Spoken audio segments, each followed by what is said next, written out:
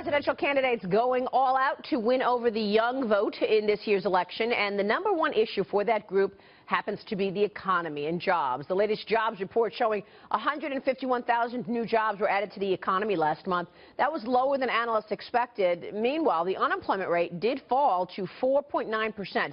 That's the lowest rate in 8 years. Joining me right now is Zach Sims. He's the co-founder and the CEO of Codecademy. Good to see you, Zach. Thanks for having me. Thank you so much for joining us. So I want to get to the youth vote because it's so important. But first, let me ask you about coding. Codecademy has been really a fantastic idea. Are you seeing opportunities in coding right now? Absolutely. So we think technology is one of the biggest areas for opportunity in today's economy.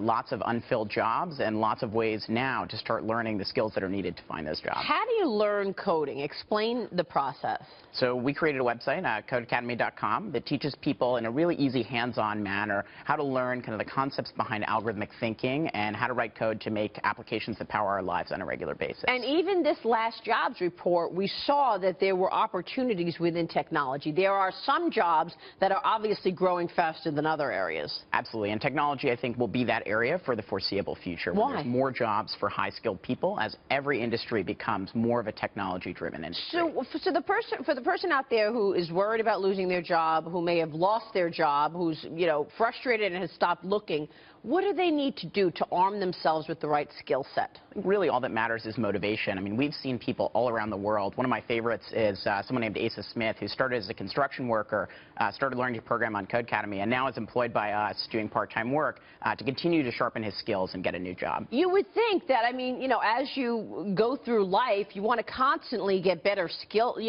improve your skills. You don't want your doctor to ever stop learning in terms of new innovations and new, ways to treat things.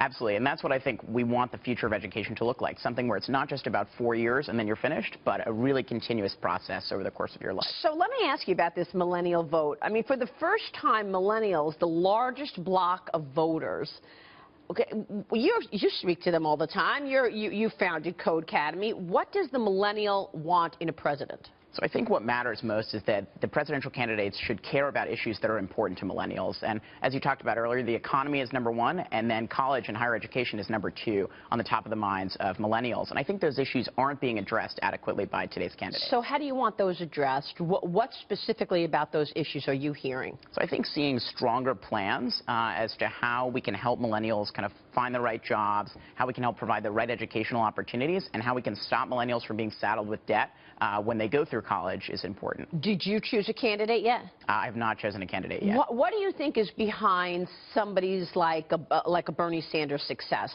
He is obviously resonating with young people. So I think young people are less party-driven and more focused on the issues. And when they look at candidates like Sanders and Trump, both on the extremes of their respective parties, they maybe see the chance to make a difference in politics because it's not the same as usual that you'd find with traditional candidates. But, Bernie Sanders last night on Saturday Night Live said, yes, I'm a democratic socialist. Do millennials, do you think, understand what socialism is?